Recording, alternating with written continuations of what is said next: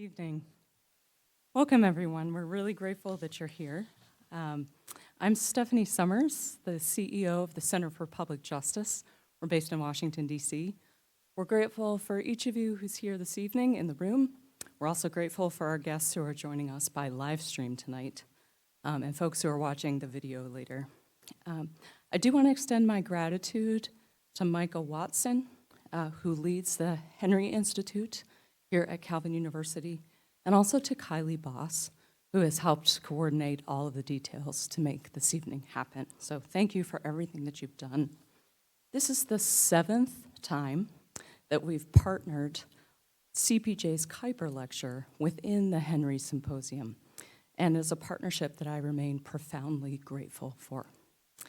Tonight, we're also joined by some past Kuiper lecturers, as well as CPJ's Board of Trustees, who are looking forward to connecting with symposium attendees during the breaks and meals during that event over the next couple of days. Our agenda for this evening is fairly simple and straightforward. I will make a few minutes of remarks to provide context for our lecture. I will briefly introduce our lecturer and then our discussants. We'll hear from Hans-Martien Napel as our 27th annual Kuiper lecturer, and our discussants will make brief follow-up remarks, and then the four of us will have an onstage conversation. We'll move to a time of moderated questions from you, so if you think as you are going along of questions you would like to ask, there will be a time for that. And tonight's discussion is followed by a dessert reception. We'd be delighted if you would join us for dessert and conversation after the lecture in the room directly behind us. So on to context. The Center for Public Justice is a nonpartisan, Christian, civic education, and public policy organization based in Washington, D.C. We seek to inspire and equip Christians to pursue a common calling to faithful citizenship and to affirm the vital role of government in upholding public justice. Our annual Kuiper Lecture is named for Abraham Kuyper, an influential Dutch scholar-statesman whose many contributions to public life influence Christians today. Kuyper believed that the Christian life cannot be confined to church life, and accepting Christ's claim of authority over the entire world, he sought to follow the implications of the Christian faith into politics, journalism, the university, and other human endeavors. In this evening's Kuiper Lecture, titled In Search of the Radical Middle, Navigating Populism and Progressivism, you will hear themes informed by Kuiper's life and practice. And now it is my pleasure to introduce you to our lecturer, Hans-Martien Napel. He is an associate professor of constitutional and administrative law at Leiden University in the Netherlands. Before transferring to the law school, he taught at the Institute for Political Science of the Faculty of Social Sciences at Leiden. He was a postdoctoral fellow for the Center for European Studies at Harvard University, and he served as a research fellow in legal studies at the Center for Theological Inquiry in Princeton, New Jersey, participating in an interdisciplinary research project entitled Law and Religious Freedom. As a fruit of his fellowship, he published the monograph Constitutionalism, Democracy, and Religious Freedom, To Be Fully Human, which is published by Routledge. For many years, he has been a member of the editorial board of the Journal of Religion, Law, and Policy, and since 2021, he has also been a senior fellow at the Center for Religion, Culture, and Democracy, serving on the Executive Editorial Council for the journal. Welcome, Hans-Martien.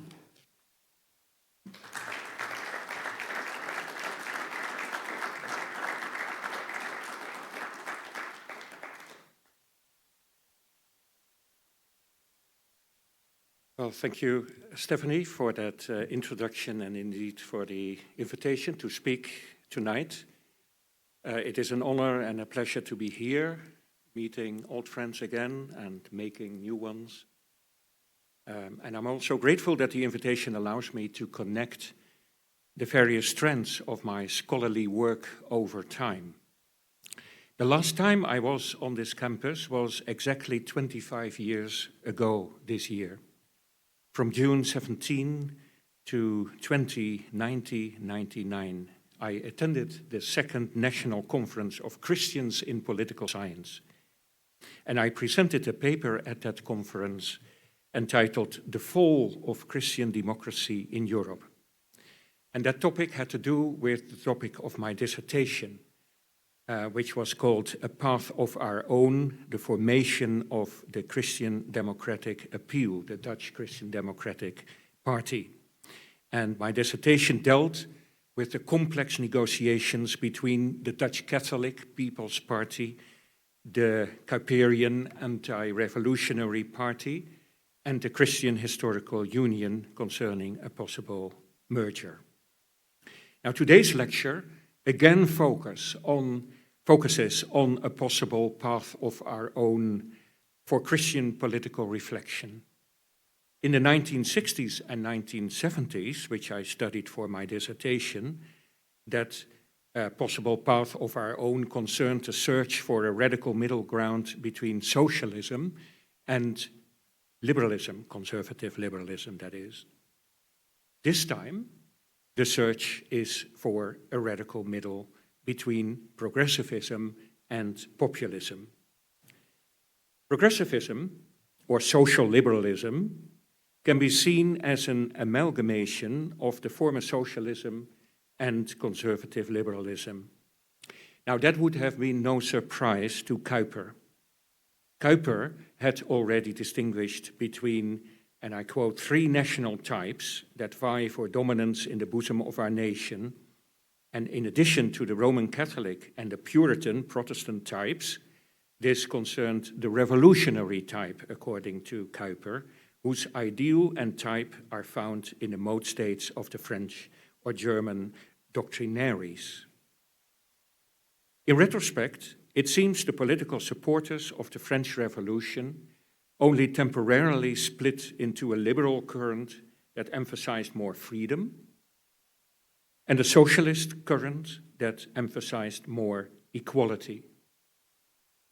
After the fall of the Berlin Wall in 1989, liberalism initially seemed to have remained the only significant political current. And indeed, in the battle of ideas with liberalism in recent decades, socialism has largely shed its ideological feathers, as a former Labour Party leader in the Netherlands said in 1995.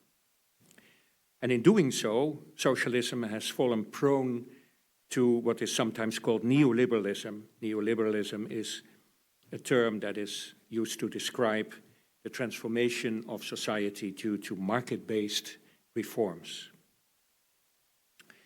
35 years after the fall of the wall, however, liberalism seems to have changed character because its emphasis is now less on freedom and more on equality. Several years ago, a Leiden colleague of mine suggested that the apparent loser within the revolutionary movement, that is socialism, may have emerged as the winner. In his view, socialism has taken over liberalism from within.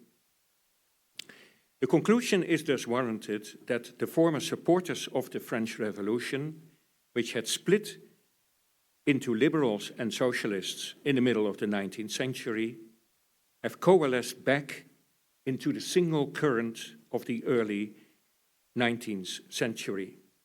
An internal struggle occurs within this single current, as in Christian thought, between Catholics and Protestants. Regardless, it's understandable that opposition to this revolutionary thinking has once again grown among the population. Unlike in Kuyper's time, however, this opposition no longer comes primarily from Christian quarters. For that, the cultural revolution of the 1960s and the surge in secularization it set in motion has now made too deep a mark. Populism most clearly articulates discontent, and it thus immediately becomes clear that this current can hardly be valued only negatively. After all, a de facto one-party state with a single current in which socialism and liberalism have merged once again, a de facto one-party state is not ideal from a democratic point of view. At the same time, populism essentially also belongs to what Kuyper called the revolutionary type.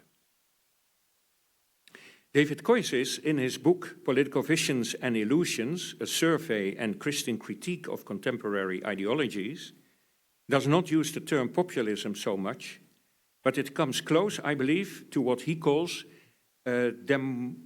democratism. That is, democracy, not as a structure, but as a creed. And he speaks of, I quote, a belief in the near infallibility of the vox populi, the voice of the people. And hence the title of this lecture, In Search of the Radical Middle, Navigating Populism and Progressivism. After this introduction, I'd first like to further clarify the challenges of both progressivism and populism before outlining a possible direction for a solution. The name Radical Middle is not only the title of a collection of explorations of post-liberalism that I co-edited in 2021. It may also, as I hope to make plausible, serve as a contemporary label for the neo-Calvinist pursuit of public justice, especially if, more emphatically than in the past, government promotion of the common good becomes an integral part of it.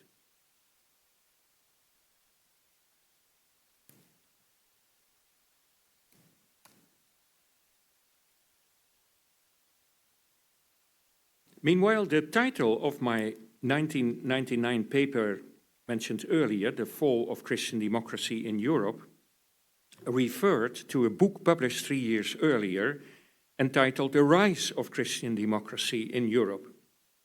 And the concluding sentence of my 1999 paper read, "If the analysis presented in this paper is correct, it probably will not be long until that book, The Rise of Christian Democracy in Europe, is followed by a study of the fall of Christian democracy in Europe."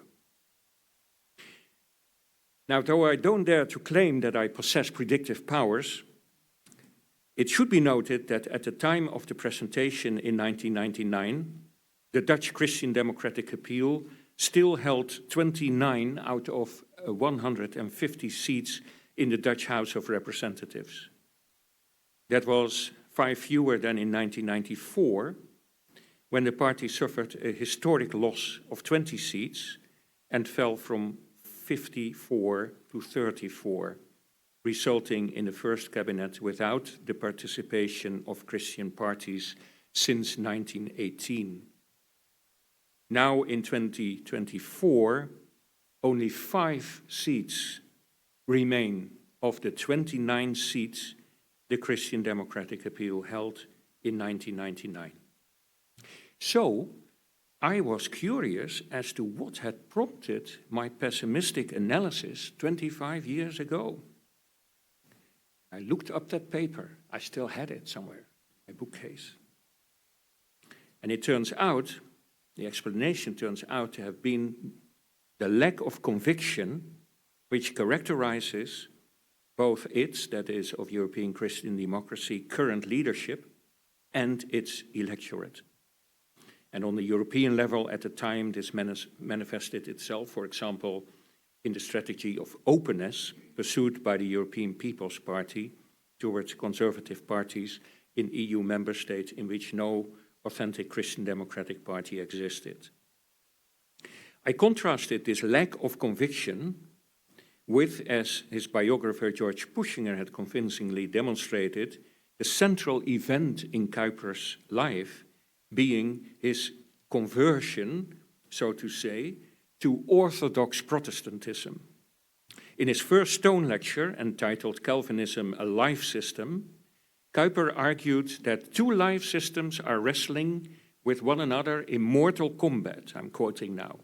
Modernism is bound to build a world of its own from the data of the natural man and to construct man himself from the data of nature, while on the other hand, all those who reverently bend the knee to Christ and worship him as the Son of the living God and God himself are bent upon saving the Christian heritage.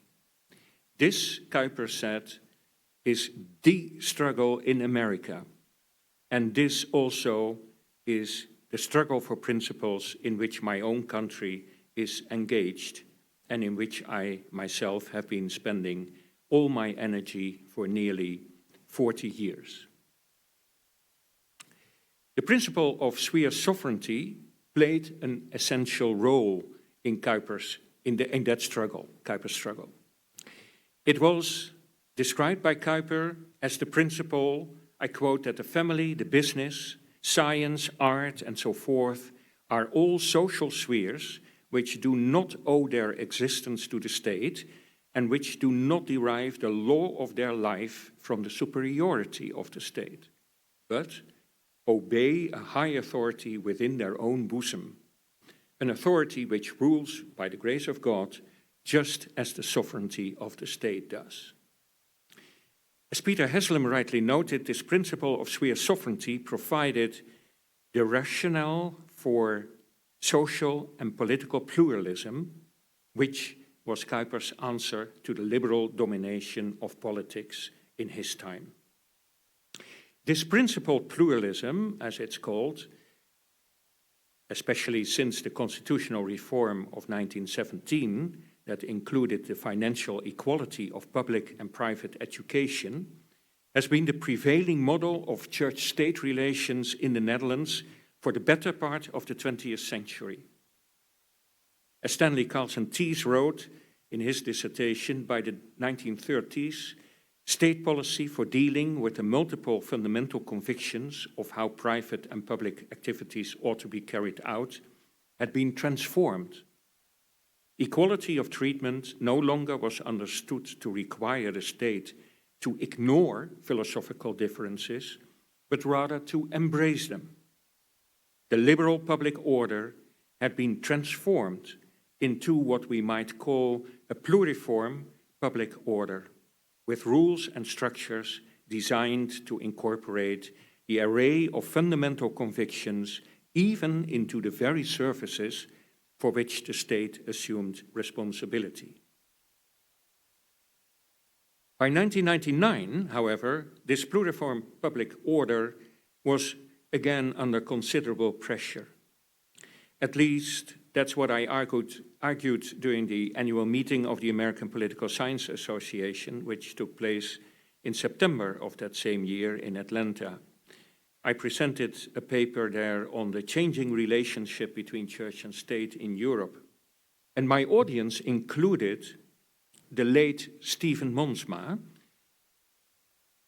whom I visibly disappointed. Professor Monsma published a comparative book on the challenge of pluralism 2 years earlier. And one of his motives for writing that book was to present to Americans the Dutch model of principled pluralism as an alternative to the strict separation of church and state. However, I argued that as international interest in that model was growing, as evidenced by the book and indeed by the case law of the US Supreme Court at the time, it had unmistakably passed its peak in the Netherlands. And guess what? The American model of strict separation of church and state was taking its place. Now, once again, I don't want to suggest that I possess predictive powers. Nevertheless, a dissertation defended at the University of Amsterdam just last month, titled From Liberty to Equality, is worth mentioning.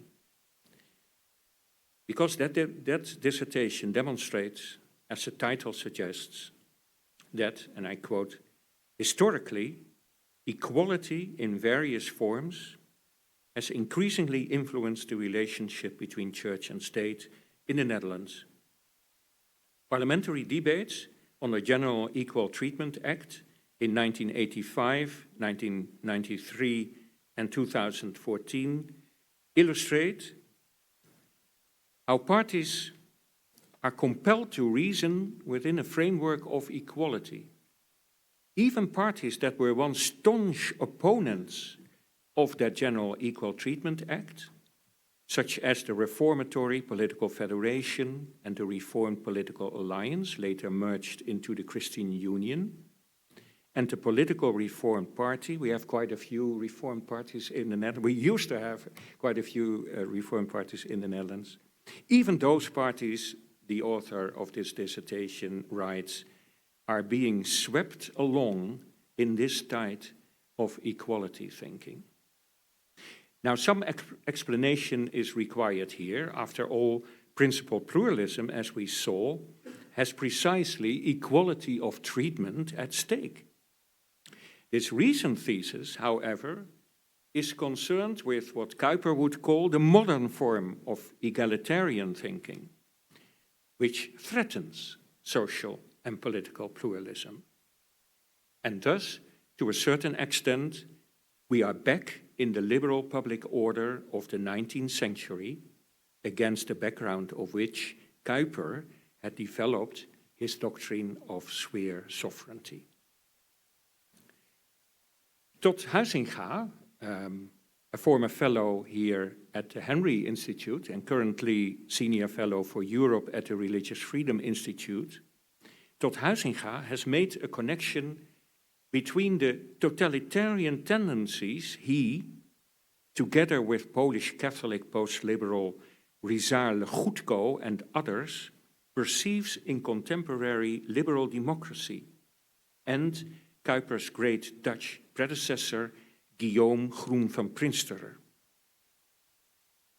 Now, Legutko is Polish, and he has lived under hard totalitarianism imposed by the former Soviet Union. So he knows what totalitarianism means. Nevertheless, Legutko regards soft totalitarianism as well. And here I'll briefly summarize Legutko's book on the totalitarian temptations in free societies in Huizinga's words for clarity. Like communism, Legutko writes, like communism, contemporary Western liberal democracy, especially in Western Europe, is about transforming the world. It is progressive. It is animated by the fight against the forces of backwardness and the rejection of the commitments of religion, social morality, and tradition. Next, Huizinga quotes Groen van Prinsterer himself, whose central thesis is outlined in Lecture 8 of his 1847 book, Unbelief and Revolution, where Groen van Prinsterer writes, "The revolution, with its variety of schools of thought and its successive historical manifestation, is the consequence, the application, the unfolding of unbelief. Atheism in religion and radicalism in politics are not only not the exaggeration, misuses, or distortion, but in fact the consistent and faithful application of a principle which sets aside the God of revelation in favor of the supremacy of reason. Where unbelief is free to run its natural course in religion and politics," Groen writes, it cannot but lead to the most radical doctrines.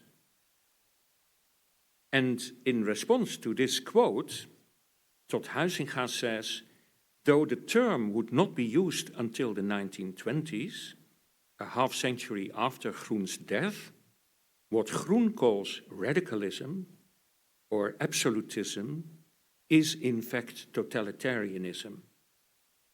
Moreover, in describing the totalitarian impetus of liberal democracy in the European Union and its member states, Legutko carries Groen's thought into the 21st century. And, Huizinga writes, he is proving to be as prophetic as Groen van Prinsterer. Now, to support this striking assertion, Huizinga then cites Rizal Legutko himself when the latter writes that everything that exists in society must become liberal democratic over time and be imbued with the spirit of the system. Not only should the state and the economy be liberal, democratic, or liberal democratic, but the entire society as well, including ethics and morals, family, churches, schools, universities, community organizations, culture, and human sentiments and aspirations. And the people, structures, thoughts that exist outside the liberal democratic pattern are deemed outdated, backward-looking, useless, but at the same time extremely dangerous as preserving the remnants of the old authoritarianisms. As a result, Legutko writes, liberal democracy has become an all-permeating system, a totalitarian system. Now, as you see, this is the very opposite of Sweer sovereignty. Like Groen, Legutko seeks the cause of this totalitarian or at least totalizing tendency of liberal democracy in unbelief. Moreover, those of you who might believe that this phenomenon occurs only in Europe will be deceived. As Huizinga remarks, Legutko's description of atheist liberal democracy in Europe is an increasingly apt characterization of American democracy as well. Now, as noted earlier, it is hardly surprising, and on the contrary, I would even say encouraging, that opposition to this trend arises. Nor is it surprising, given the cultural revolution of the 1960s, that this opposition is taking a different form than that of Kuyper in the 19th century. In a time of unbelief, it would explain the resurgence of populism. This opposition, this populist opposition, does not focus on church-state relations, like the neo-Calvinist opposition of the past. The principle pluralism, advocated by neo-Calvinists, does not square well with the populist emphasis on the unity of the imaginary people who oppose the equally imaginary hostile elite. And this is already an important reason, I would say, to also keep a distance from populism. Moreover, as I argued elsewhere, social and political pluralism can be considered a prerequisite for a thriving and resilient constitutional democracy.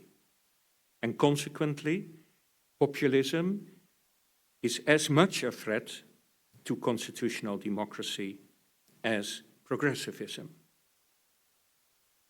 That said, populism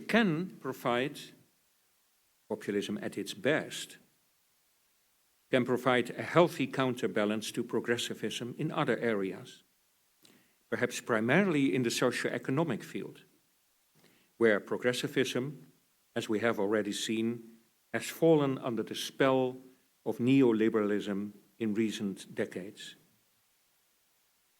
Liberalism in general, and neoliberalism in particular, is characterized by its view that, as David Koysis concisely puts it, there is no common good. And that logically leads to the idea and I'm quoting Koisis again, of a spiritually vacant state, which, of course, gives the liberal ideology a religious character of its own. Gabriel van der Brink, professor of philosophy at the Free University in Amsterdam, said in an interview on March 13th of this year that our civilization is under pressure, for that civilization is based on a balance of power, market, and morality. But for decades, there was a liberal policy that was only about the market and power. Secularization discredited the morality of policy that was private. For Sundays, you do that at home, end of quote. In an analysis consistent with this diagnosis, the chairman of the Social and Economic Council and former director of the Netherlands Institute for Social Research, Kim Putters, who in his capacity as a so-called informateur in February and March of this year examined the possibilities of forming a new cabinet in the Netherlands, in an analysis consistent with this diagnosis, Kim Putters writes that, I quote, different groups of citizens, not only people in vulnerable positions, are experiencing a greater distance from the political system. For some time, the political and social debate has discussed the persistent differences between groups of citizens. Now, differences have always existed between people, and in a democracy there is room for diversity. However, Kim Putters writes, if those differences lead to deficits in disposable income, education, access to social networks, housing and health, this can reinforce perceived injustice and polarization. More and more people now no longer see the government as part of the solution to problems, but rather as their cause. Overall, there is thus a crisis of authority or legitimacy, and populism is the symptom rather than the cause of that crisis. And that also means that attempts to make democracy more resilient, for example, by systematically excluding populist parties from government corporations or even banning them, will not help. Instead, these attempts exacerbate the legitimacy crisis insofar as voters vote for these populist parties precisely to express their dissatisfaction. Moreover, when it comes to more cultural issues such as gender, immigration, climate change, and Europe or internationalization, these parties regularly offer welcome corrections to progressive positions. Yet the confusing part of the situation is that populist parties in turn can reinforce the legitimacy crisis through their sometimes unconstitutional views. And in a recent contribution, I characterized claims made after the Dutch 2017 House of Representatives elections, in which the right-wing Populist Party for Freedom still finished second, that Dutch democracy is in better shape than ever. I characterized those claims as dancing on the deck of the Titanic. Geert Wilders' Party for Freedom is now the largest party by far. And the critical question then is what can be done to prevent Western democracy from definitively becoming a sinking ship? And what Christian, and in particular neo-Calvinist, political reflection can contribute to this? And that brings me to the final part of my presentation.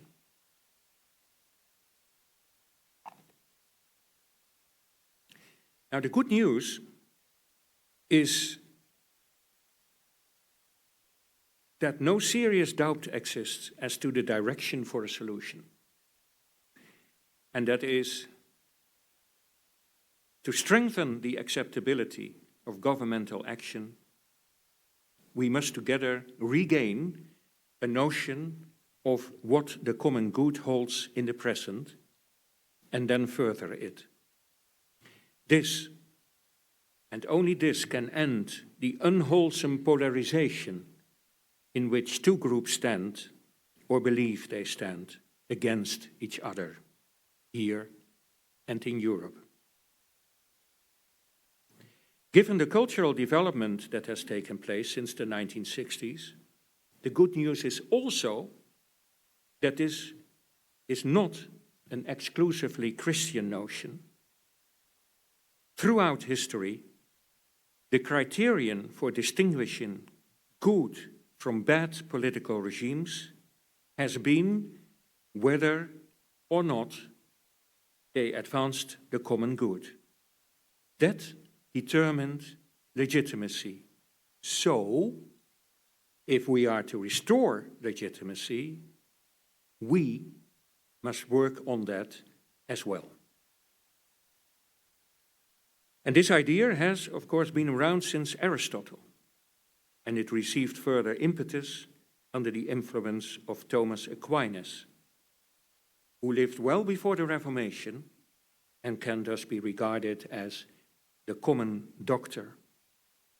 For Aquinas, a law was an ordinance of reason for the common good. In other words, if a law does not further the common good, there is no law at all. Recently, the notion of the common good has been returned to more frequently. For example, Oxford constitutional theorist Benjamin Barber writes in Aristotelian fashion about the purpose of the state being, and I quote, to promote the well-being of all citizens, not just a portion of them. And in his book, Common Good Constitutionalism, Harvard professor of constitutional law Adrian Vermeule advocates a paradigm shift in replacing liberal constitutionalism with common good constitutionalism. Now, some authors, including good friends of mine, associate that with authoritarianism or even fascism. But there is no reason for that at all based on this book. It is a post-liberal book, not an integralist one, if you know that term. Otherwise, I can explain it later. It's a post-liberal book since it instructs the state to promote earthly general welfare and not eternal salvation. That is, in fact, an explanation of what integralism would be if the state wants to secure eternal salvation for all of us as well. But common good constitutionalism is not about that. It's about the earthly general welfare. And therefore, I would say that there is much to be said for a paradigm shift, or a regime change. As liberal constitutionalism, consistent with what Legutko has argued, is becoming increasingly coercive. For example, two leading public lawyers recently claimed that, I quote, protection of gender equality, reproductive freedoms, LGBTQ rights, and the right to die with dignity are considered some of the hallmarks of the current liberal constitutional rights jurisprudence. In other words, any system that does not recognize all these rights then quickly becomes unconstitutional.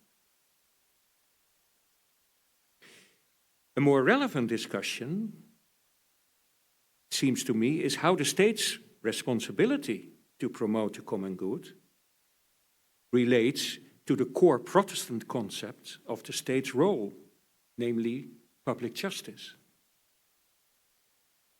Traditionally, the principle of sphere sovereignty mentioned earlier has been central to this.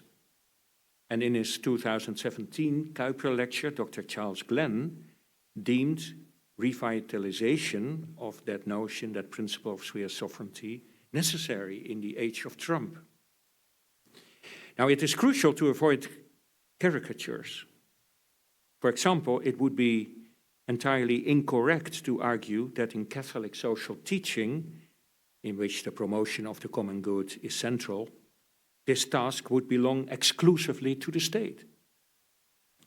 Conversely, it is equally wrong to think that Protestants have no regard for the promotion of the common good, or see no role for the state in it. However, it is notable that Professor Wolterstorff, when he devoted his Paul B. Henry lecture here in 2022 to hallmarks of Christian political activity in the tradition of Reformed Protestantism, made virtually no reference to the common good. And questioned on this by Paul Whiteman, professor of philosophy at the University of Notre Dame, Professor Wolterstorff admitted that what he said about the common good was, I quote, brief and unemphatic, easily overlooked. And he continued, Professor Wolterstorff continued, I didn't know Professor Wolterstorff would be in the room, otherwise I might have skipped this passage. But Professor Wolterstorff continued, I quote, maybe the idea is there in Neo-Calvinism without a term. Consider Kuyper's idea of sphere sovereignty. Is that not a particular take on the common good? Different from Whiteman's, from the Catholic one, certainly. But if it is not a take on a common good, what is it? Politics, says Whiteman, should aim at making conditions of temporal flourishing available. Kuyper argued at length that the condition of temporal flourishing is that activity in one social sphere does not dominate activity in another, end of quote. Now, I can agree with that to a large extent. However, I think it is a little bit of an example of circular reasoning. After all, the common good then becomes virtually synonymous with sphere sovereignty. The thesis I want to defend today is that the role of government in promoting the common good should become a more prominent part of the neo-Calvinist concept of public justice. Dr. Glenn indicated in his 2017 Kuyper lecture that he sees the administrative state as a threat to pluralism. After all, the government, as Kuyper also stressed, can emanate an urge for uniformity. That is true, because the administrative state is currently driven by a progressive ethos. However, what if a more radical middle-inspired, non-ideological, as David Koysis would say, ethos were to take its place? Moreover, it is not easy to imagine that our current significant challenges can be adequately addressed without an essential, more than classically liberal role for the state. James Skillen rightly wrote as early as 1990 that the political order performs a public integrating function and not merely a protective differentiating function for individuals and institutions in society. Therefore, he wrote, a political order is a commonwealth, a political community, and the task of government is to guard the commons, to uphold the commonwealth.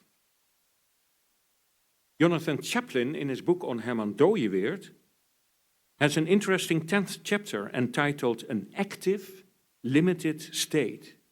Active, limited state.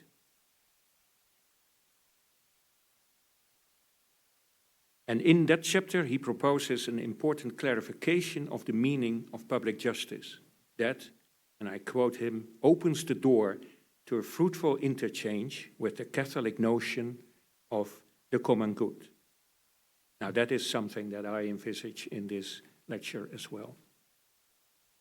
In the Netherlands, the discussion about where the center of gravity in promoting the common good should lie was conducted within Christian democracy after the merger came into being, and similar discussions are occurring within the originally Protestant Christian Union Party, which has become more open to Catholic social teaching in recent years. But the issue is thorny, which is illustrated by the fact that these discussions have not been able to stem the decline of the Christian democratic appeal, and more recently also the Christian Union. Key to this has been, I believe, an insufficiently critical eye for the influence of progressivism, as defined above, on their stances regarding issues like gender, immigration, climate change, and Europe, not concerning the state's responsibility to promote the common good. As mentioned earlier, the search for the radical middle between populism and progressivism is anything but sectarian. Thus, thanks to what Kuyper calls common grace, freedom and equality,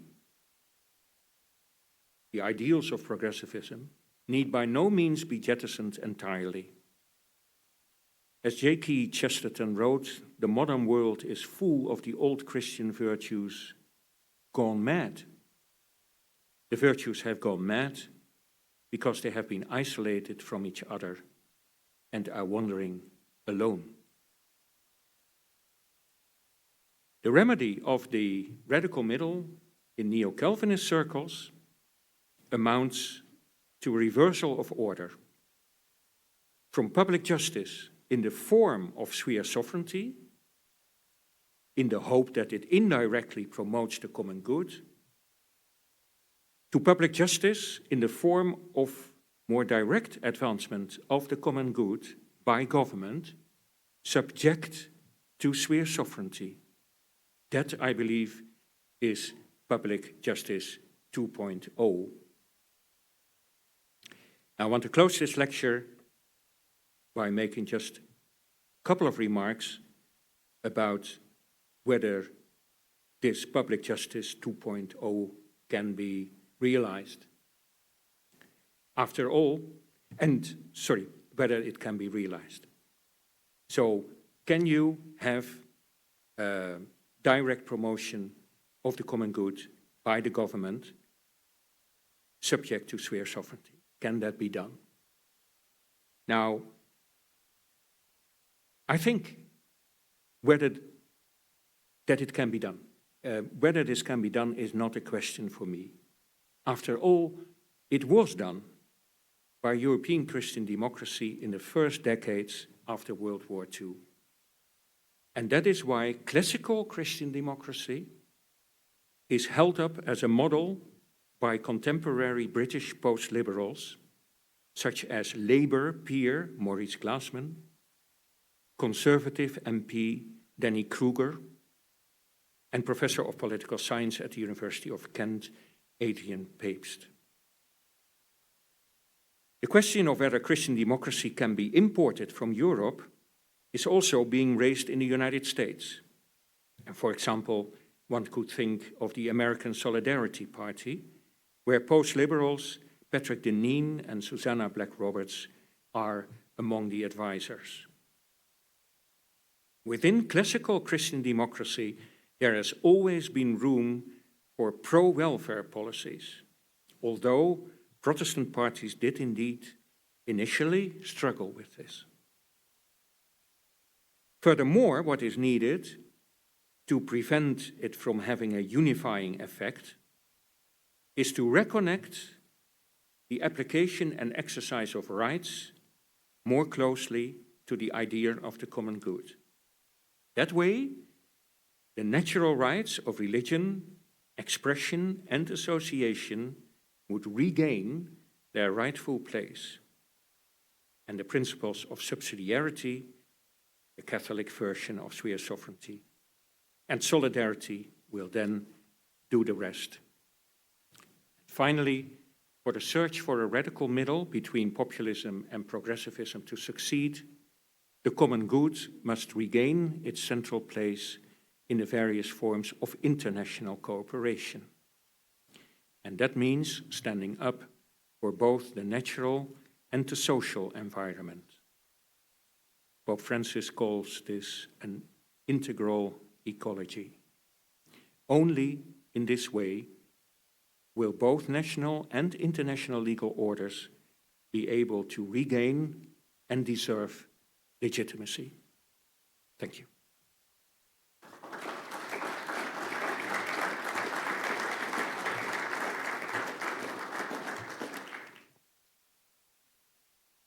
Thank you, Hans-Martien. I'd like to move to our discussants, and I'm going to invite you to hear remarks from Ruth Melkonian Hoover first, followed immediately by David Koizis. So I'm going to introduce them both so there's not a back and forth interruption. Professor Melkonian Hoover is a professor in the political science department at Gordon College in Wenham, Massachusetts, and has a PhD from Emory University. With Lyman Kelstedt, she recently co-authored Evangelicals and Immigration, Fault Lines Among the Faithful. She's published in Social Science Quarterly, The Review of Faith and International Affairs, Latin American Perspectives, and Political Research Quarterly, as well as Welcoming the Stranger in Cosmologics and a Theology of Immigrant Labor in Comment. Her scholarly interests include Latin America, immigration, women and politics, religion, and international affairs. And she is currently in an active research project on religion and immigration in the United States. She'll be followed by David Koizis, who is currently a global scholar with the Global Scholars Canada organization, holds a PhD in government and international studies from the University of Notre Dame, and he's the author of Political Visions and Illusions, as well as We Answer to Another, Authority, Office, and the Image of God, and a forthcoming book, Citizenship Without Illusions, A Christian Guide to Political Engagement, to be published by InterVarsity and released in November. So, Ruth, please join us.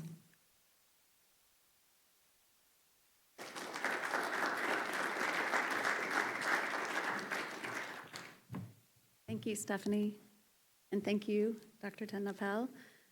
So I appreciate your excellent overview of the decline of Christian democracy in Europe, the growing polarization between progressives and populists in Europe and the US, and the need for a new radical middle that prioritizes the common good by government subject to sphere sovereignty.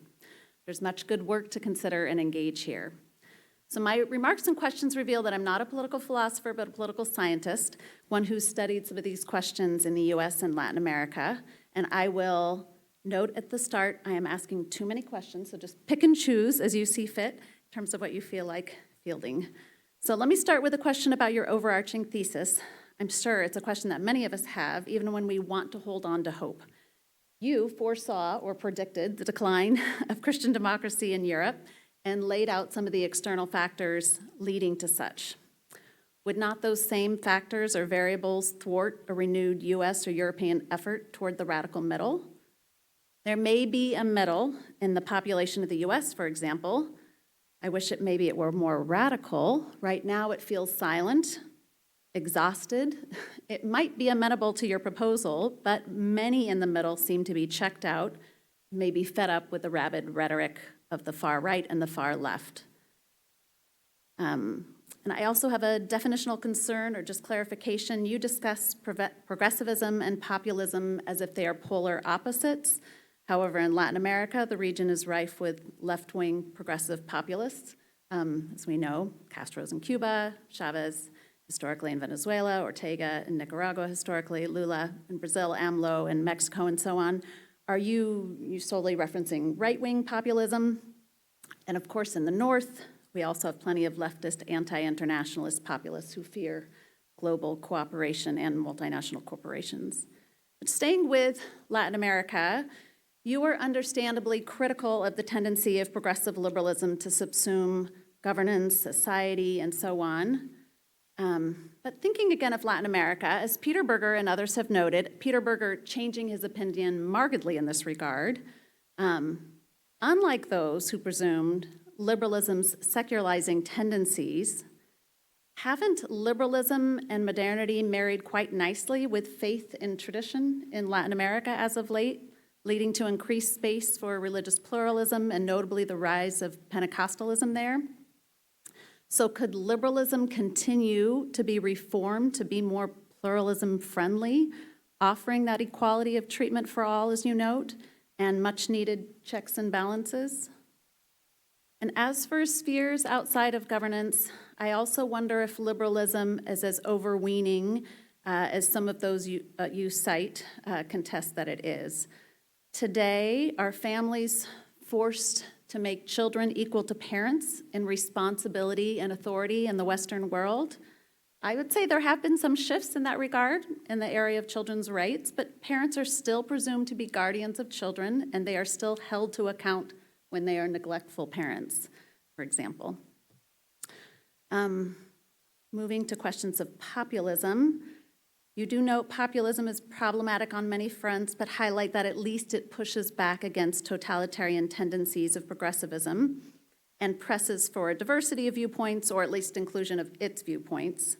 And yet, as you note, it has anti-constitutional tendencies, something that we see growing on the far left in the US, with a concern that our Constitution is irrevocably tainted given the racism of its time, and by the far right, with folks not happy about the limits of liberalism or the diminishment of its majority culture and religion, and would prefer more establishment. You do not also emphasize, I'm curious about what you think, and maybe would love to hear more about the intersection of religion and populism, and maybe the politicization of religion in this regard. So, and I'm thinking here more of the arguments of scholars like Tobias Kramer and the Godless Crusade and others who argue that while that populism in Europe may be more LGBTQ friendly and at times more secular than populism in the US, but both populism in Europe and the US have a tendency to use Christianity as an identity marker, as a veneer, not at its moral foundation. So you have a lot of folks who are belonging, maybe without believing. And I want to reference this because, of course, it has implications for religion as a foundation for these solutions that you propose, given today's problematic association of religion with populism on both continents, with an attendant tendency, therefore, to dismiss or reduce a range of efforts to bring religion into public life as simply part of a Christian nationalist movement. And there have been some good papers on that today in this regard. So, at this very conference, I should say. And I would say, look, it's very easy to critique the state of our world right now, but it's very difficult to offer solutions in these times, so thank you for offering some. And so I want to address some of those. In your conclusion, you do call for international cooperation and leadership, and you reference the Pope's encyclical on the environment, which prompts me to ask, do you think the Catholic Church of today and Pope Francis are helpful examples of the radical middle? Alan Hertzke says they're kind of equiposed between tradition and modernity. And I do like your reference to the example of the American Solidarity Party, a new Christian Democratic Party in the US, which I admit I was unfamiliar with, though it has been around since 2016, but has had very localized success, right? Winning some seats in local government on school boards. But could you offer other comparable examples in the US and Europe? Maybe a specific, maybe in particular, a specific and more practical example of a government policy behavior that would look different under Public Justice 2.0 than Public Justice 1.0? And then if you could also further, when you have time, we can have this conversation late in the night.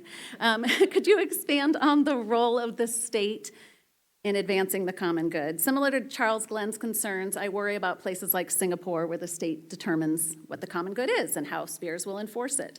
Does your approach offer enough protection for dissenters, for minorities? However, I do concur with you that some advocates of principled pluralism have given the state short shrift, so I appreciate your emphasis on its role in public justice as being crucial. And I thank you for pushing these ideas out in your work and complicating the landscape. And I thank the Center for Public Justice in its role for already undertaking and prioritizing much of this work within civil society.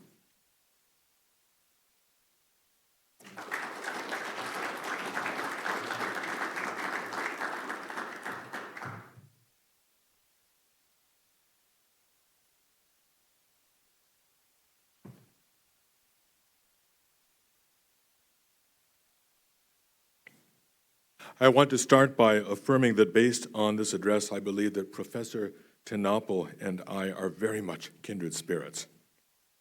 We both find our spiritual roots in the neo-Calvinist movement in his homeland and stand in the anti-revolutionary tradition of Guillaume Groen van Prinsterer and Abraham Kuyper.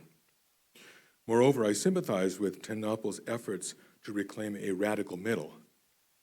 I have sometimes described myself, tongue-in-cheek, as a fanatical moderate, perhaps an appropriate label for a citizen of a country that once had a progressive conservative party at the federal level. But given my American birth, I have continuing concerns about the political health of the United States. I have lived in Canada for nearly 4 decades, but when our family has traveled to the States in recent years, I cannot escape the feeling that we are spending time in an increasingly foreign country. It is not the same country that I left behind in 1987. Everything changes, of course, and not all change represents decline or loss. Nevertheless, the political culture in the United States has not noticeably improved during my absence and may have deteriorated. I have noticed 5 major developments. Number 1, increased political polarization. 2, a decline in respect for ordinary political institutions and procedures within which our representatives can air their differences. 3, one party seeming support for demagogues' ambitions over the rule of law. 4, the other party's apparent willingness to buy into a quasi-Marxist division of society into oppressors and oppressed. And 5, the relative absence of the sorts of Christian legislators in the 2 chambers of Congress whom I so admired in my youth. And I'm thinking of people like Senator Mark Hatfield and Senator Paul Simon from my home state of Illinois, and Stephen Monsma, who once taught here at Calvin. Where are these people? The polarization in Congress in particular threatens its ability to act at all, much less to legislate for the good of the country as a whole. Of course, there has always been opposition between the 2 major parties, and this partisanship is one of the checks that is supposed to prevent leaders from accumulating too much power in their own hands. In Canada and other Westminster democracies, we have a long tradition of government and opposition, whereby the opposition parties perform a crucial monitoring role to keep the government in line. There is, of course, no government in opposition in the United States. Nevertheless, Republicans and Democrats historically functioned as checks on each other, even as they respected each other as valued colleagues. I don't believe it's an overstatement to observe that this mutual respect across partisan lines has declined to the point of nearly paralyzing Congress. Much of this polarization has been perpetuated by a dangerously dysfunctional dance between progressivism and populism. Progressivism is a composite ideology borrowing elements of liberalism, socialism, democratism, and sometimes even nationalism. It aims at transforming society for the purpose of reaching a particular goal, often liberty, equality, diversity, or inclusion, and is generally disinclined to tolerate those with more nuanced understandings of the relationship between principles and goals. Even those, such as the late British political scientist Sir Bernard Crick, who insists that politics modestly attempts to conciliate diversity peacefully, are likely to be dismissed by the most hardened progressives as insufficiently dedicated to the single-minded pursuit of whatever overriding goal they have fastened onto. Moreover, progressives have a habit of constantly moving the goalposts and then effectively excommunicating from their ranks those former progressives unable to go along with the latest addition to the progressive agenda. As the 18th century Genevan journalist Jacques Mallet Dupin famously put it, like Saturn, the revolution devours her children. Progressives claim to know where history is going, and thus bring into the political arena an unwarranted assumption that history is on their side, often labeling their opponents as retrogressive or bigoted, benighted, deplorable, or another negative epithet, without seeing the need to engage them in discussion over their latest proposals. In this respect, progressives tend towards dogmatism rather than openness to conversation with their opponents. At the moment, the current progressive dogmatism revolves largely around what I have called the choice enhancement state in my book, Political Visions and Illusions, or the conviction that freedom of choice is a good in itself, irrespective of the substantive content of people's choices. Charles Taylor and others have called this expressive individualism, which progressives identify altogether too closely with the protection of basic human rights.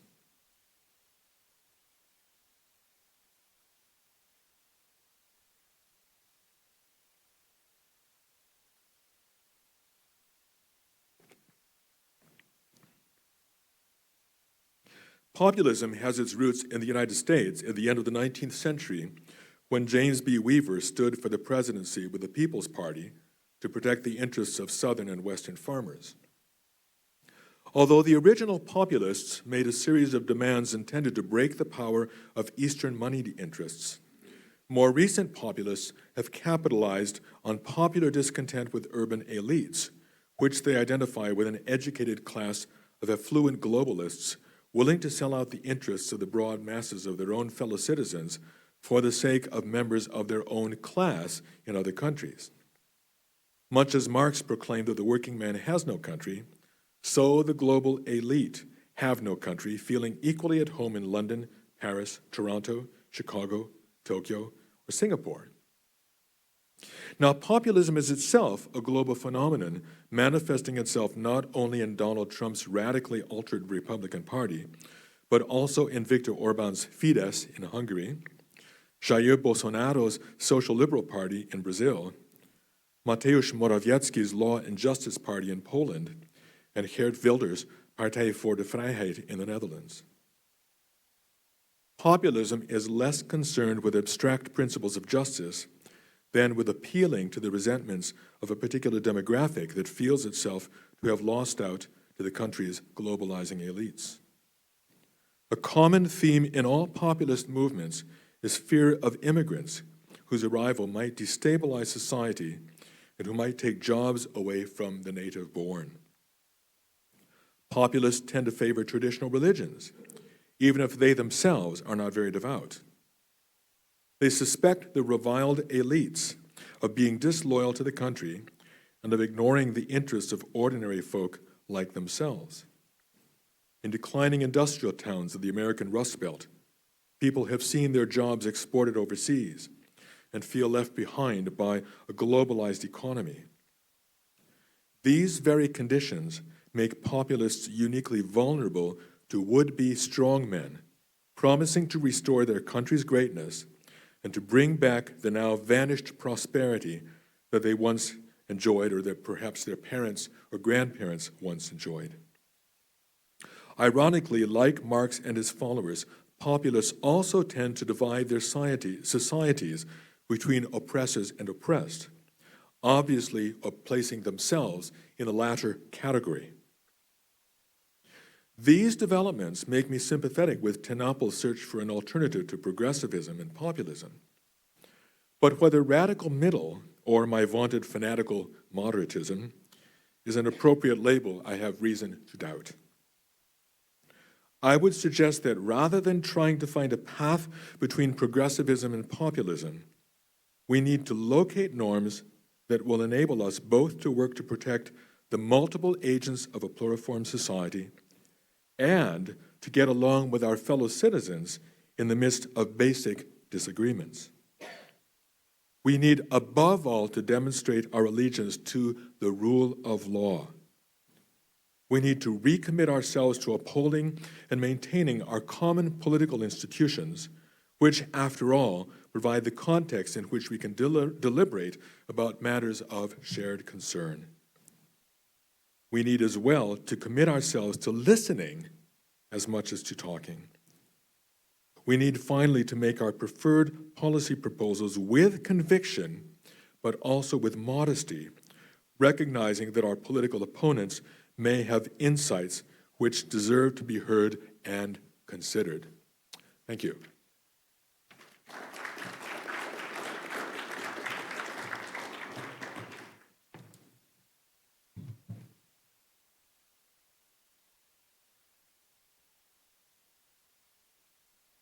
Thanks to each of you for your remarks.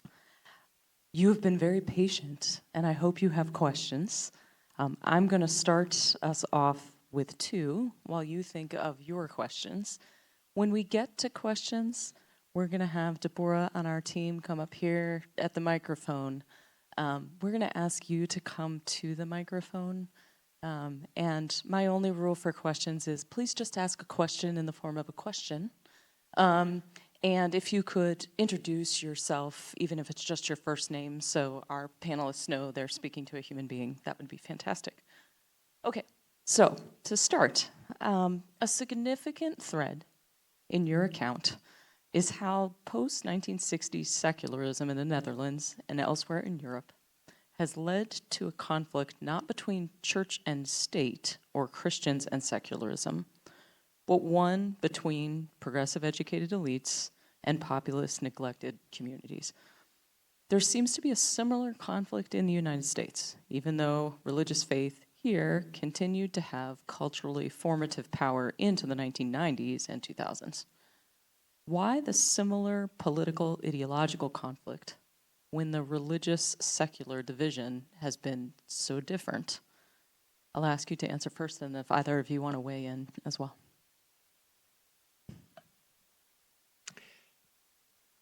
Well, thank you very much for that question.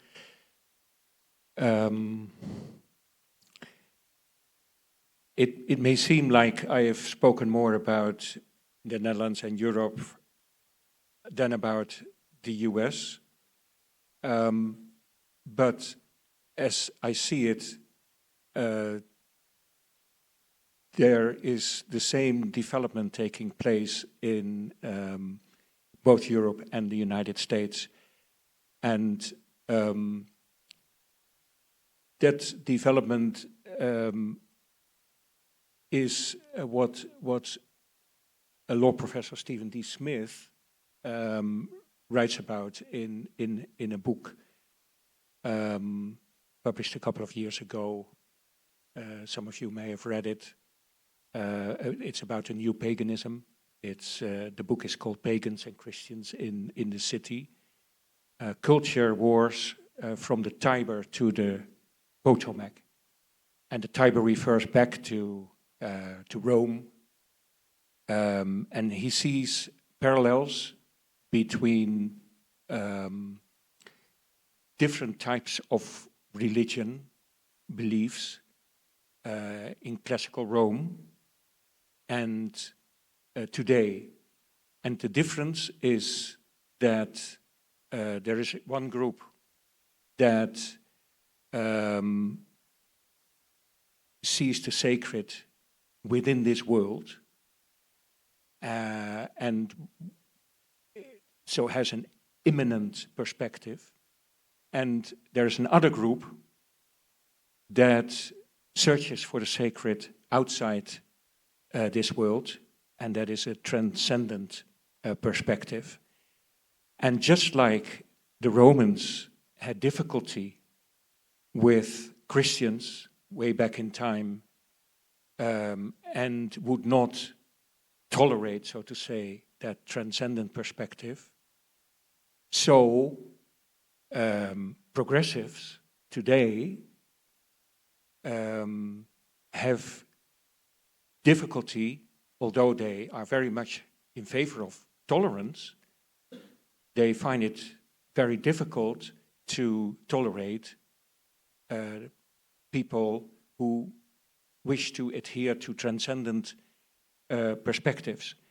And that phenomenon, that the return of that new paganism, as Stephen Smith calls it, that intolerance of transcendent perspectives, is taking place in the US and in Europe There's no difference. The only difference might be that perhaps the transcendent perspective, the representation of the transcendent perspectives has been slightly stronger here than in Europe until recently, but it is changing here as well. And so it's a difference in timing, in the stage that we're at. But the Potomac that Stephen D. Smith refers to is a river here in the United States and not in Europe, as far as I know. So it's here as well. And his book, actually, he turns the question around. He says, I will focus on the United States, where I see this conflict playing out. And you, reader, must judge for yourself whether you also see it in Europe. And I say, I recognize what he is describing in the United States, also in Europe, but again, he describes what's going on here. So it's a relative difference, not an absolute one, and that explains that we see the same kind of phenomena here and in Europe, across the Western world.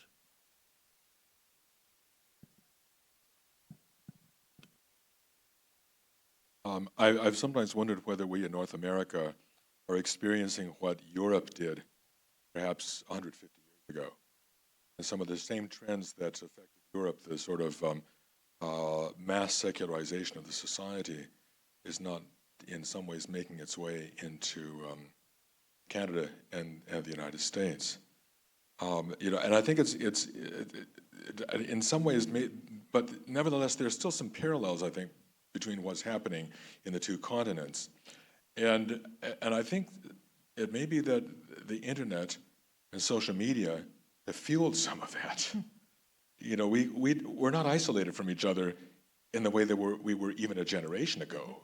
I mean, we can go back in the 19th century, the telegraph, bound people together in a way that they had not been before. Then there was radio, television, various forms of communication, but the internet, instantaneously, you know what's happening on the other side of the world. I see what my relatives in Cyprus are doing, virtually every day over Facebook. And Ruth and I both have roots in Cyprus. My father and her father were classmates at the American Academy in Larnaca, Cyprus, about 75 and 80 years ago. So we have that in common. But social media and the seeming inability of ordinary people to ferret out the truth from falsehoods. And I wonder if maybe the internet has become a huge rumor mill, and that the forces of secularization are riding on the coattails of the internet and this vast worldwide rumor mill. It's just speculation. Well, and I would also just say, in terms of economically based populism in the US, that's been around for a while in terms of critique of the global elite and critique and concerns around globalization. And then there have been different waves in terms of cultural populism, right? But I think one thing that, again, some analysts are saying that's quite interesting in this front is that the nature of American populism, instead of the presumption is that the U.S. is exporting its form of populism everywhere, right? Brazil blames us for Bolsonaro, right, and Trump and phenomena. But it does look like Trump and some of his followers are copying European populists, right, in terms of some of the strategies being utilized and the concern around Islam and immigration being primary and emphasizing that more so than economic concerns even. Thank you. All right, think of your question. I'm going to ask my last one. So you advocate for public justice 2.0, which is a very intriguing thesis, which would, as you said, press government to act more kind of aggressively in the promotion of the common good of everyone in society, while its action would be kept subject to sphere sovereignty or protecting the distinct roles of non-governmental institutions, by way of explanation. But as you know and say, sphere sovereignty stresses kind of a strong and an independent role for non-governmental organizations to make their own contributions to human flourishing based on their varied worldviews, while a larger government role seems like it might inevitably enlarge government and shrink civil society, and besides, to impose more and more uniformity. So could you give an example of how maybe a more vigorous common good government action can be combined with civil society vigor and a strong honoring of religious diversity?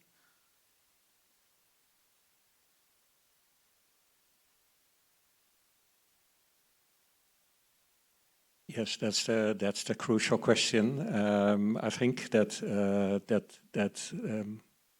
my presentation raises, and I've kept it abstract, and so now you ask me to make it more concrete.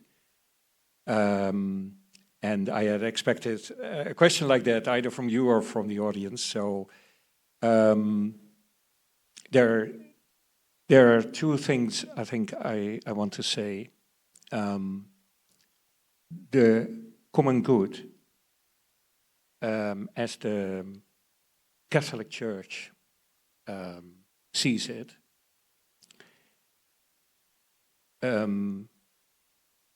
respects persons, so it's not a kind of collectivism. The Catholic social teaching is distinctive in that it emphasizes the common good, but not at the cost of individuals, and neither at the cost of groups, organizations. And so, should the pursuit of the common good violate sphere sovereignty, so to say, that would contravene the very idea, the very Catholic idea of the common good. It's incorporated. So I gave the example of a law, according to Aquinas, is only a law as long as it furthers the common good. So you can say here, the common good can only be furthered by the government, by the state, under the condition that sphere sovereignty is respected. That was my first remark. Second remark, closer to your question, an example. So what does the Catholic Church say about the common good, the contents? And I took a crash course on the Catechism of the Social Church last year, of the Catholic Church last year, because there's a podcast by Father Mike Schmitz. I don't know whether you've heard of him. It's a very popular podcast. He made first podcast was the Bible in a year, and the second was the Catechism in a year. And I listened to that podcast 365 days last year, including an explanation of the common good. And so what does the Catechism say and Catholic social doctrine say about the common good? It's about making accessible to each what is needed to lead a truly human life. That's what the Catechism literally says. Make accessible to each and all of us what is needed to lead a truly human life. Now, what are those things? Food, clothing, health, work, education, culture, suitable information, and so on. Those are a couple of examples that I mentioned. Now,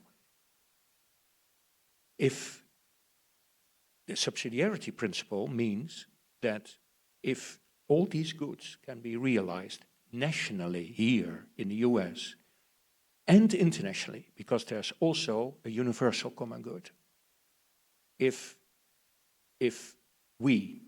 civil society, organizations can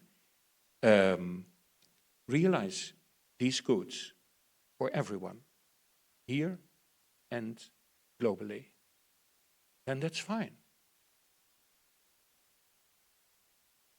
All the doctrine says is that should we find this difficult to achieve, I mean, we can make contributions, but should we realize that we can't do everything, then a higher authority, that is the state, or in the case of the universal common good, the community of nations, the national organizations, then they should step in. So I return the question. This is what the common good is about, making it possible for everyone to lead, to become fully human, to lead a flourishing life. And so that's what it's about. And I would say, let me not return the question, but answer it. I would say we cannot do that. Sorry. The churches can do a lot. We have food banks in the Netherlands as well. But, for example, the food banks, they can't feed everyone. They can't secure a minimum level, income level or whatever for everyone in the Netherlands, for immigrants that are coming into our country, people from Ukraine and so on. We can't do that. And so therefore, we need governments. We badly need governments. And then those governments ideally should be inspired by this same beautiful, I think, beautiful ideal. All right, and we're ready for your questions. Please come up and join Deborah here.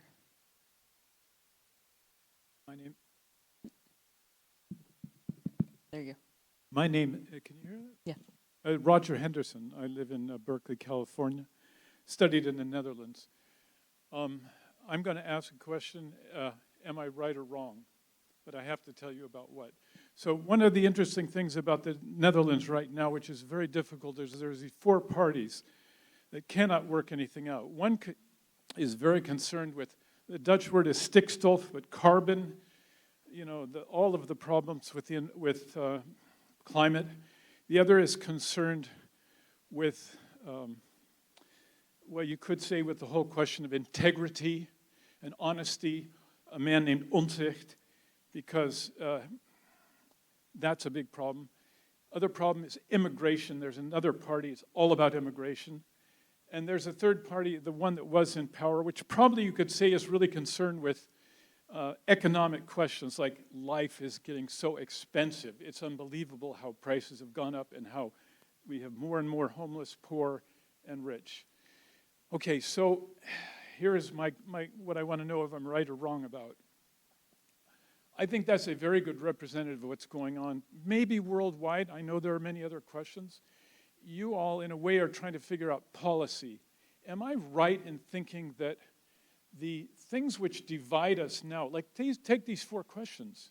How are you going to solve the carbon problem? How are you going to solve the immigrant problem? Well, it's maybe not even the right way to say it, immigrant problem, but how are you going to solve that? How are we going to solve integrity and truth-telling in politics? How are you going to solve the fact that if you go in the bookstore across the way here, you can't even believe some of the prices you see. Okay, now, so am I right in believing that those problems, which I don't start, I think, yes, there's a very big political side to it, but there are a very, very large social, religious things that are at stake there that until we make progress, until some really wonderful leaders come along who are willing to speak the truth about these problems, almost the fact you can't find any simple answers to any of them, and then make some progress in those areas that only then will these political questions, there'll be some sort of answers. It's like they can't find a cabinet. They cannot make a government in the Netherlands right now because these four problems are so big. So is it not going to work out politically until it works out the other? That's my question. I'm sorry.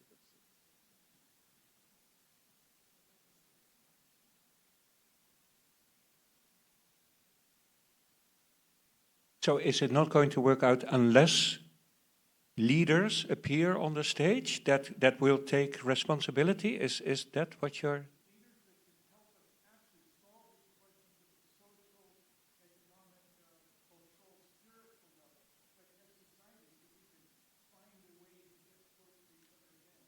Yeah. Yeah.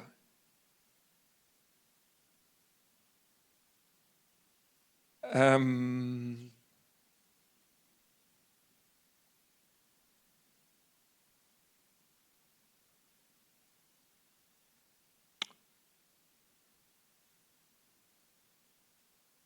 yes, I think the Netherlands finds itself in a very difficult situation because just as you describe, these four problems are perceived by many people as very important problems. And it's very difficult to form a cabinet that can agree on a solution for these problems. And as I see it, that poses a huge risk because last November, many voters still were willing to express their dissatisfaction by casting a protest vote. But if no new cabinet can be formed, one risk would be that people no longer will take the effort to vote and will distance themselves further from the political system. That's one scenario. And the other scenario that we also are afraid of is that people might resort to violence. That people would no longer be willing to solve these problems politically if they see that not even a cabinet can be formed. They might see no other choice than go into the streets and fight. So the risk of a civil war. So it's, I think, a very serious situation, and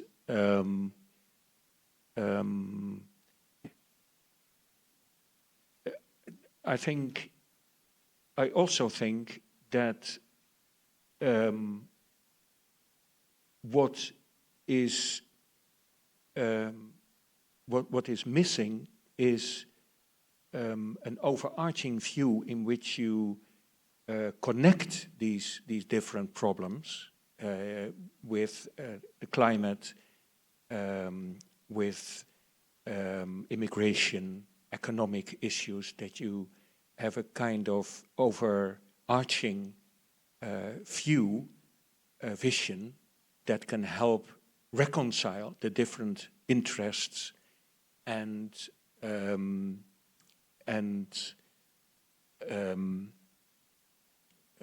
pursue the common good. That is the idea of the common good. That somehow you can develop a framework or try to develop a framework that solves these tensions. And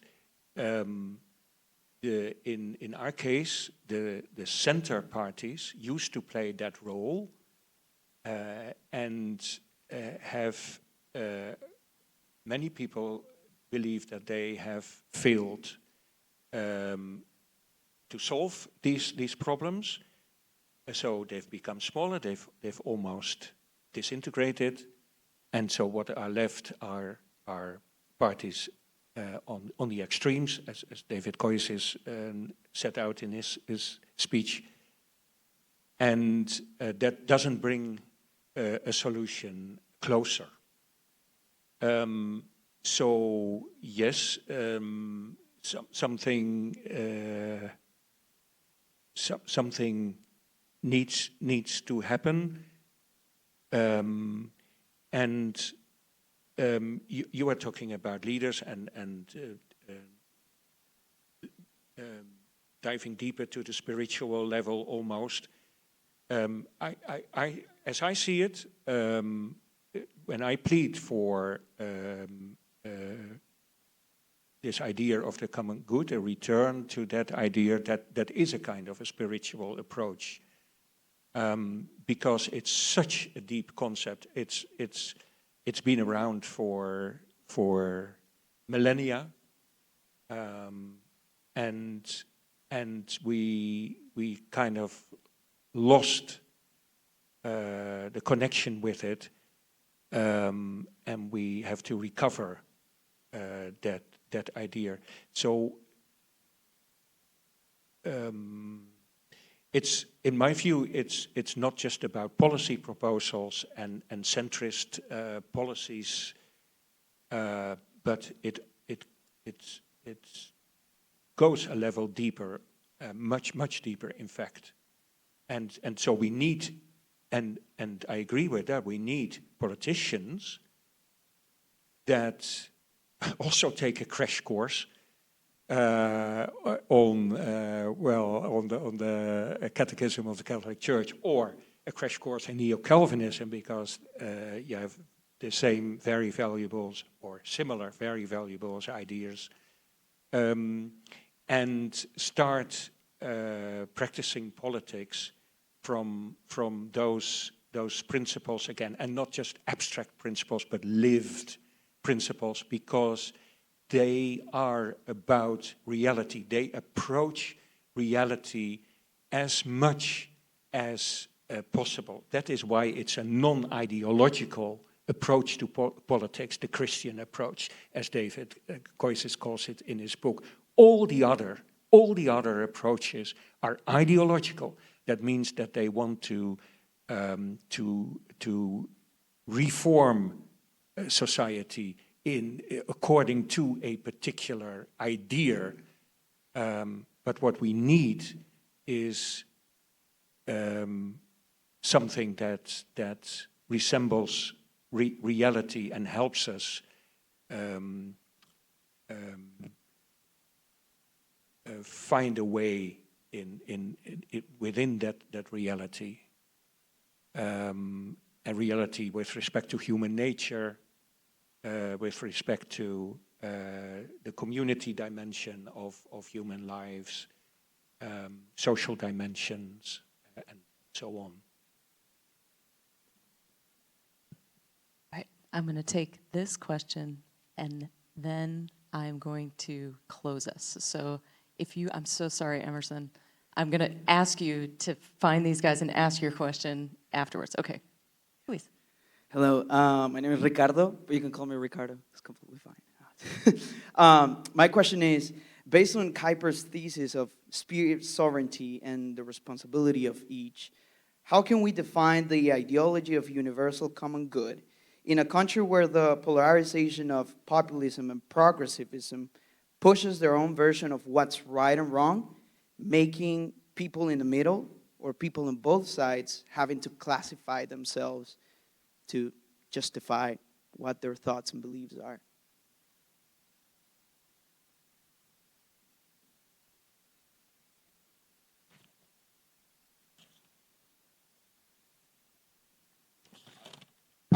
I sometimes wonder if it might not be, maybe it's not enough, but maybe we should repurpose our marriage counselors for political purposes. People who seem to be so sharply divided. I think a non-ideological politics will point people to reality. Okay, where are you standing? The ground that you're standing on right now. This is a shared earth, a shared country that we have. What are our commonalities? And get people to sort through that. Even if you're talking about negotiating a new government for the Netherlands, or in Belgium, I think it was 500 some days, about 14 or 15 years ago, it took to negotiate another government. Point people to the reality. It's open your eyes. Okay, don't allow yourself to be to have your vision distorted by these various ideological proposals for altering reality or doing whatever. But open your eyes. This is a shared land that we have. what are our commonalities? And maybe these repurposed marriage counselors can get us to think through that a little bit more, in a little bit more robust way. Yeah, part of that is recognizing the other person isn't always the villain, and you're not always the saint, right? Which apparently seems to be going on with kind of the zero-sum games that we are playing with one another in this. So humanizing the other, for sure, is absolutely necessary. So I do hope and pray, and I'm glad that we believe in a sovereign God. We believe in transcendence, and I do hope those ideals come more to the fore. It is worrisome that people approach their partisanship like their faith these days, right? Except without that dignity for the other. And very little reason, unfortunately, for some to budge. But if they could see what we do actually share in common, and the costs that are associated with non-action, hopefully that will move us a little further along. So I'm actually hopeful, not optimistic, but hopeful that because I see a lot of things happening, including an evening like this one, where we can think about public justice and the common good. And just a couple of years ago, it was very common in academia, for example, to adhere to this idea of there being no common good, and that all we could aim for then is neutrality. So it was the Rawlsian, very much the Rawlsian idea of an empty public square, or with people leaving their convictions at home and speaking in understandable, reasonable terms. And now it's changing. So I'm having a good time actually in academia, because you now have all these fascinating articles about, and conferences and meetings, and people who love to talk about substance again, and so I think what is happening in academia, this paradigm shift, may also take place in society. That this is a very artificial situation in which we live, with two camps everywhere, and no middle ground. And all that needs to happen is for more people to become aware of the artificiality and the unsatisfactory aspects of our situation. And so I believe you asked me for more examples than the American Solidarity Party. Well, they're difficult at the moment. But you see all these small initiatives popping up across the West. And someday, not too far away, maybe, the whole picture may have changed. I'm not going to claim that you have predictive powers, but I am hopeful that that might be the case. Thank you for joining us tonight. Thank you for the folks who joined us on the live stream. Would you give our presenters another round of applause?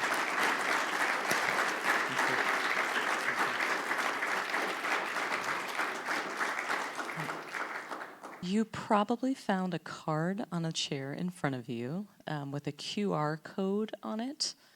If you would like to receive a written copy of the remarks that were shared tonight, we need to know how to get that to you. So that would be the best way to sign up. On our table out there, There are cards that if you would prefer not to use a QR code, but you just like to use a pen, we have those cards available for you as well. So you can let us know and we'll make the remarks available as well. Our trustees are here from the Center for Public Justice, and they would love to host you for some dessert. So if you would proceed with us to the room out there, and I'm sorry for the friends on the live stream, I hope you have dessert to enjoy where you are. And we look forward to seeing you again soon. Thank you.